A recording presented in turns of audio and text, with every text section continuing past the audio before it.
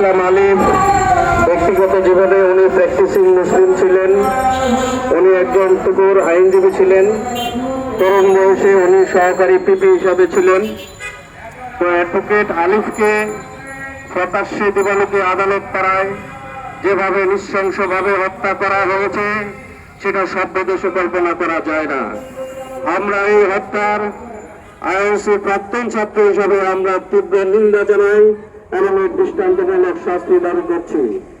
আমরা খুবই গভীর দুঃখের সাথে লক্ষ্য করছি, যেখানে বাংলাদেশে সংখ্যালঘুদের উপরে যখন কোনো আঘাত আনা হয় তখন আমরা সকল মুসলমান দল মত নির্বিশেষে আমরা সেটা সবসময় প্রতিবাদ করে আসছি এবং সেখানে আমরা কোনো ধর্মীয় সাম্প্রদায়িকতা আমরা বিশ্বাস করি না। আমরা সবসময় অসাম্প্রদায়িক হিসাবেই এই বাংলাদেশ পরিচিত পেয়েছে। আজ দুঃখজনক, আজকে একজন মুসলিম আইনজীবী, আমি বলবো আলিফ ভাইয়ের ব্যক্তিগত জীবনে দেখা যায় উনি একজন প্র্যাকটিসিং মুসলিম ছিলেন।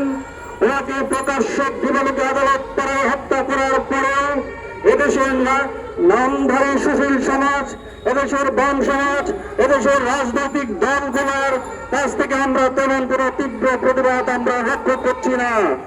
আমরা স্পষ্টভাবে বলে দিতে চাই, এই বাংলাদেশ, এখানে সকল ধর্ম বর্ণ সকল দলের মানুষ শান্তিপূর্ণভাবে বসবাস করবে, এটাই স্বাভাবিক।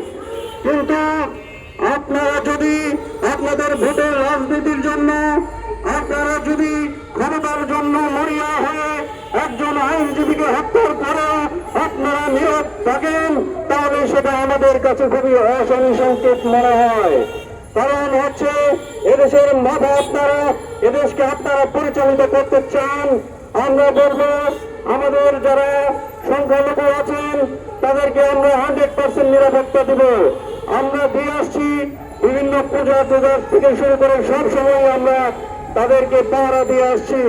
বাট আজকে একজন আইনজীবী হত্যার পরে রাজনীতিবিদদের কাছ থেকে আমরা সে ধরনের সাড়া না পেয়ে আমরা সেটা আসলে নিজেদেরকে খুবই দুঃখিত মনে করছি। আমরা এখন যে অবস্থা বাংলাদেশে চলছে তাতে মনে হচ্ছে যে এখানে শুধু ভোটের রাজনীতি হচ্ছে, এখানে এখন সংখ্যালঘুরাই হচ্ছে মুসলমান। আমরা মনে করি আইনজীবী অ্যাডভোকেট সাইফুল ইসলাম আলিফকে যারা হত্যা করেছে সেই উগ্রবাদী সংগঠন ইসকন সহ বাংলাদেশের যত উগ্রবাদী সংগঠন আছে সেটা যে ধর্মেরই হোক তাদেরকে নিষিদ্ধ করতে হবে।